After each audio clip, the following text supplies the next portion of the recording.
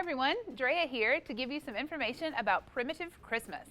This quilt features an interesting technique that we call blanket stitch. So once you're getting into your quilt, you'll start out with your placement and your tack down for your batting and your base fabric. You'll have some introductory embroidery stitches here, and then there is a placement stitch for your first applique. So this particular applique you'll see is very small, and we've already added in the tack down and the stitches that you see here, which we call a blanket stitch.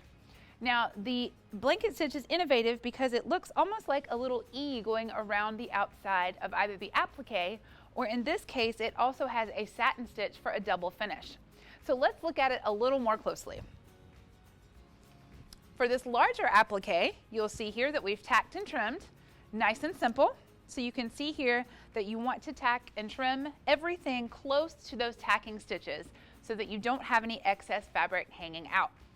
Once you've trimmed everything nice and neatly, you'll want to select a complementary color. It doesn't have to match exactly, but something that complements the fabric that you've chosen. This way you can have your satin stitch, which is your first finishing stitch, and then on top of that you have that really fun blanket stitch that adds those little lines around. Now we recommend that you use a different color for the blanket stitch than the satin stitch so you can see both of those for a really polished and just kind of quaint look. Once you've completed this process, you'll do the exact same thing for any other appliques, and look how adorable this block is when it's finished up.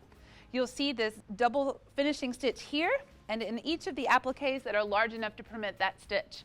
So that's where we give this Primitive Christmas beautiful collection here. Don't forget this blanket stitch and satin stitch, great in complementary colors to give you a really unique look.